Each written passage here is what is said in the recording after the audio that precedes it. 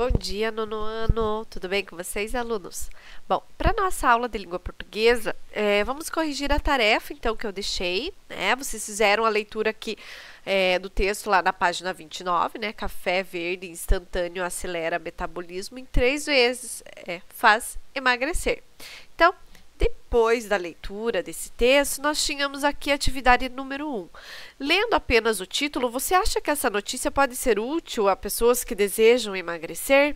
Você a compartilharia com essas pessoas sem ler o texto inteiro?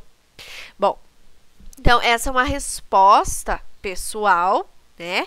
Mas, logicamente, que com base nas atividades que nós fizemos anteriormente, nenhum texto deve ser compartilhado apenas por causa do seu título. É preciso lê-lo integralmente para se certificar de que pode realmente ser útil às pessoas que desejam emagrecer. Então, não podemos compartilhar um texto só pelo título, certo? Sempre temos que lê-lo, né? Ver se é verídico, se faz sentido, para depois compartilhar. Então, essa era uma questão pessoal.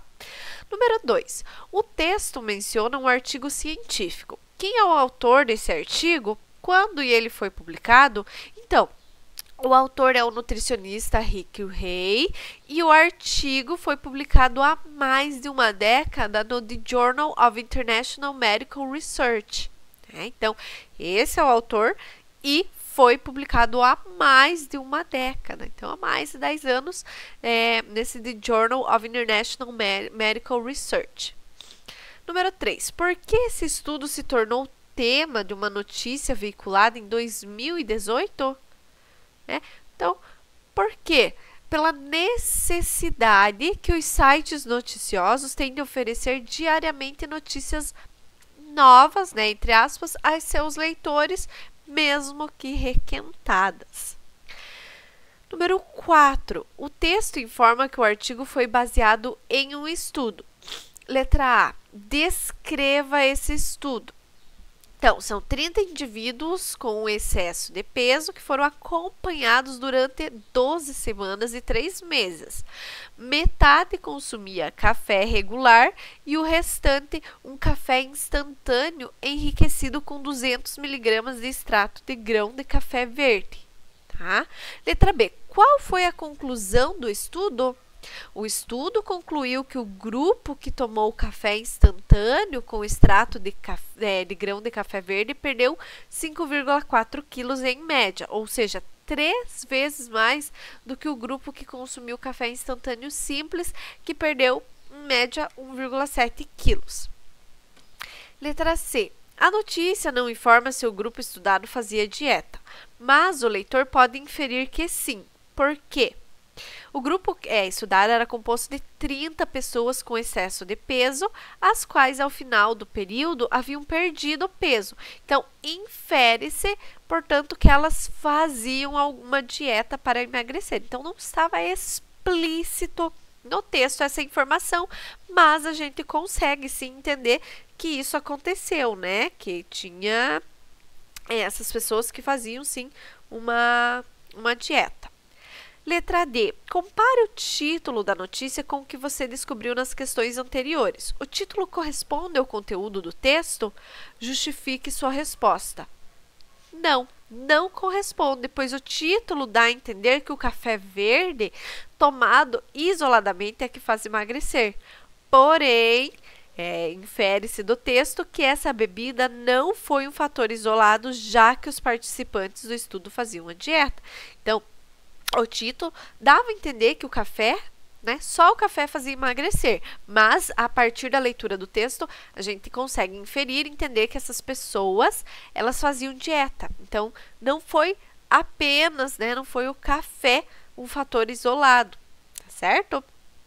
Bom, alunos, agora, na página 31, nós vamos começar uma unidade nova da nossa apostila e nós vamos falar sobre o artigo de opinião. Tá? Aqui nós temos uma imagem com várias pessoas, várias mãos levantadas, vários balõezinhos de fala. onde provavelmente as pessoas estão falando aí a opinião delas sobre alguma coisa. Vamos responder aqui. Como você faz para expressar sua opinião sem ser mal educado com as pessoas que têm pontos de vista contrários aos seus? Vocês já partem para a briga ou vocês argumentam? Como que vocês fazem para expressar a opinião sem ser mal educado? Pensem aí. Número 2. Entre os tipos de argumentos já estudados, vocês já viram o argumento de raciocínio lógico, argumento de autoridade, argumento baseado em provas concretas. Quais você considera mais eficientes para convencer alguém? É o raciocínio lógico? É o argumento de autoridade, por prova concretas? Qual desses argumentos aqui é mais eficiente para convencer alguém? Número 3. Se uma pessoa xinga alguém, é porque ela não tem argumentos? Sabe quando vocês estão numa discussão, conversando sobre determinado assunto e alguém começa a xingar o outro? Será que é porque ela não tem argumentos? Fica aí uma reflexão. Bom, eu vou abrir aqui os slides. Deixa eu só colocar aqui bem certinho para vocês. Então, artigo de opinião. Então, vamos ver algumas características antes da gente se adentrar aí à apostila, tá? Então, artigo de opinião. O que é um artigo de opinião? É um texto em que o autor expõe o seu posicionamento diante de algum tema. Então, é um texto onde o autor ele coloca a sua opinião, o seu posicionamento diante de algum tema. É um texto dissertativo que apresenta argumentos sobre o assunto abordado. Então, é um texto que vai falar de um tema e que vai apresentar os argumentos. Tá? Então, pode ser argumento de raciocínio lógico, de autoridade, baseado em provas concretas e por aí vai. Então, vai sempre ter argumentos baseados, tá? As ideias defendidas no artigo de opinião são de total responsabilidade do autor. Então, quem escreveu o artigo, dando a opinião, é o responsável por essas ideias. Tá? Aonde que nós encontramos esse tipo de gênero, Onde que nós encontramos os artigos de opinião? Então, em jornais e revistas. São veiculados, então, em jornais e revistas. E são textos curtos com linguagem acessível. Então, são textos relativamente curtos, não são textos cansativos e com linguagem acessível. Significa que não usa uma linguagem muito difícil, que é mais voltada para o público leigo entender sobre um tema, tá certo? Então, deixa eu voltar agora aqui para o nosso livro, só um pouquinho para a nossa apostila. Deixa eu só achar aqui. Então, lá na página...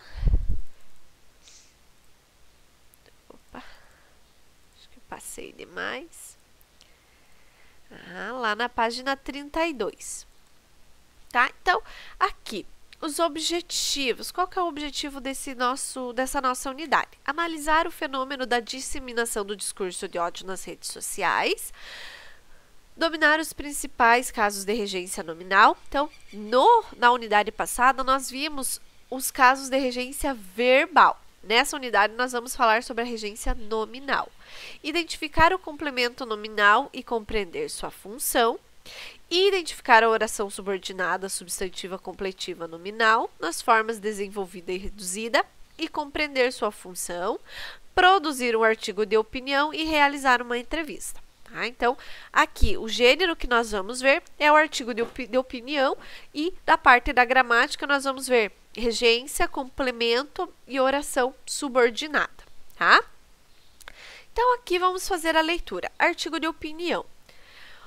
O discurso de ódio se manifesta por meio do xingamento, que nada tem a ver com a crítica. Entenda a diferença entre xingamento e crítica, lendo o artigo a seguir.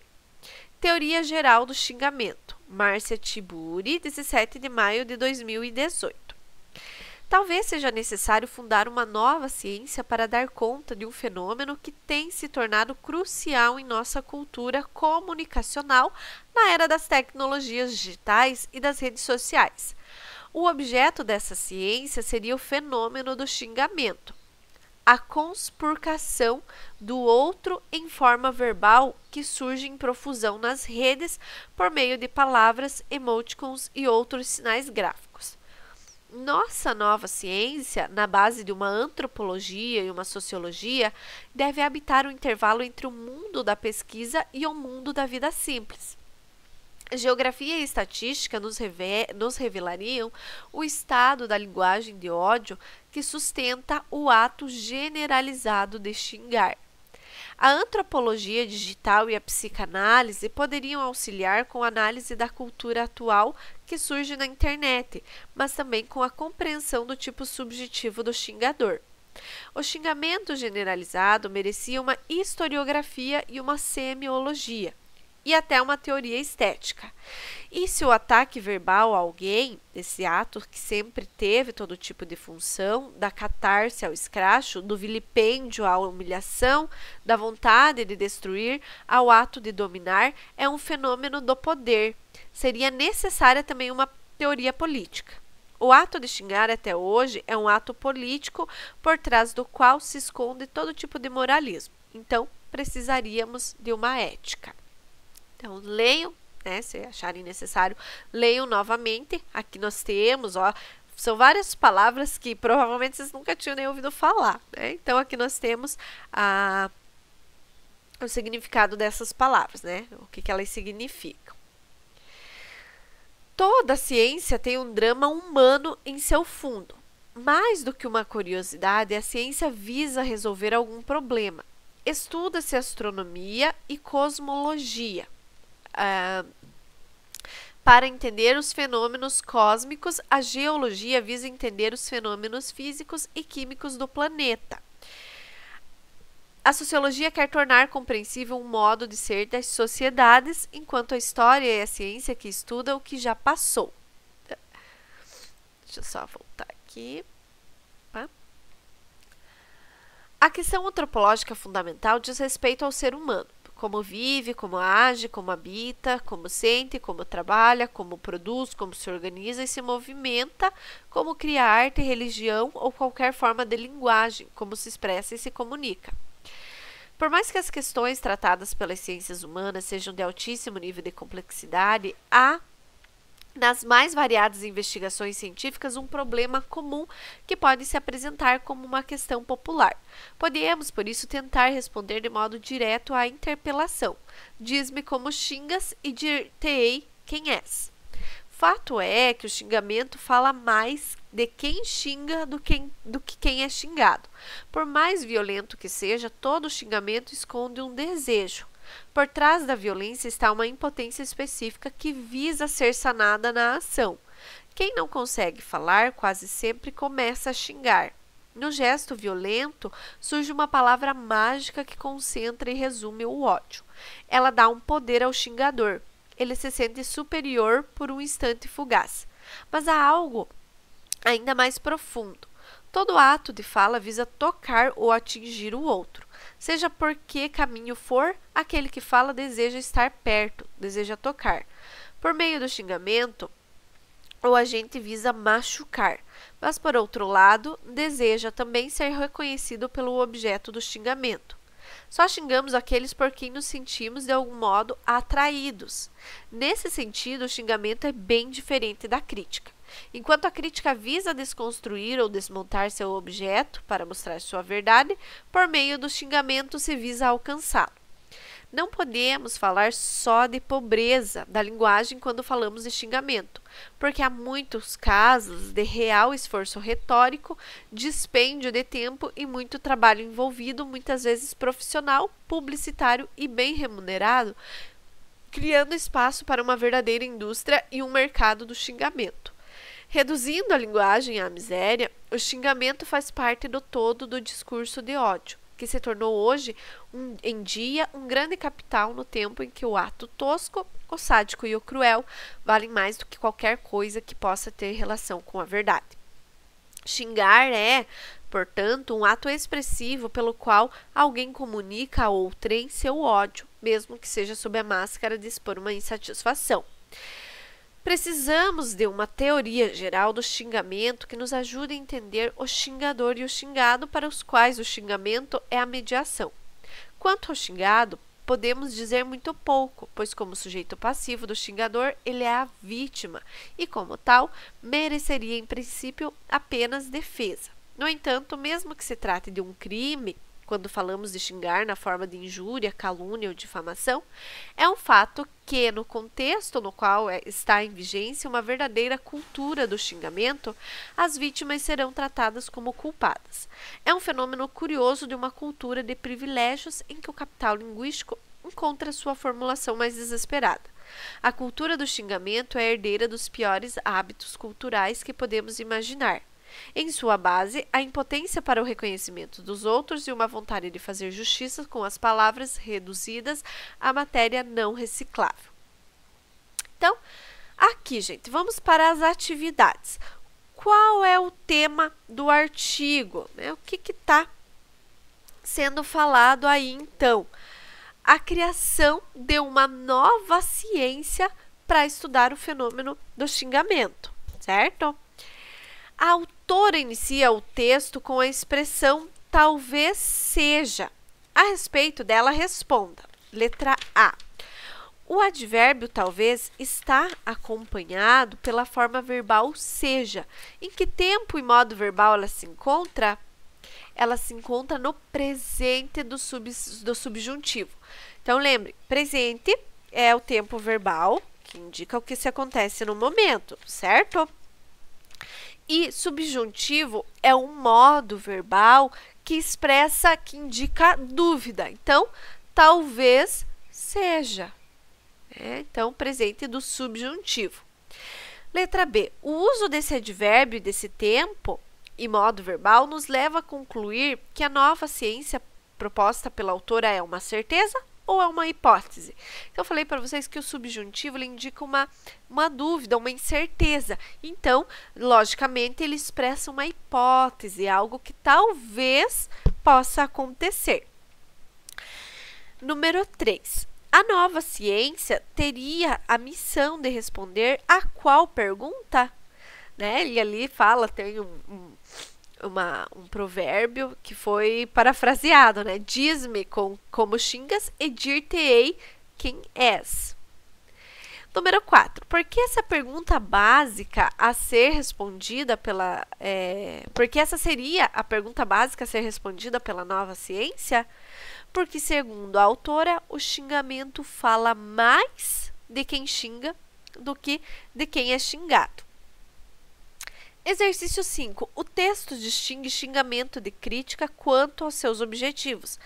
Preencha o quadro abaixo para evidenciar as diferenças entre essas duas ações. Então, o xingamento, ele machuca a pessoa xingada e ser reconhecido pela pessoa xingada. E a crítica, desconstruir ou desmontar seu objeto para mostrar sua verdade. Tá certo? Alunos, eu quero que vocês façam, então, os exercícios 7 até o 12, tá? Então, aqui na página 34, 35 e 36, do exercício 7 ao exercício número 12, tá certo, alunos? Aí, na próxima aula, a gente começa a falar sobre a regência nominal. Tchau!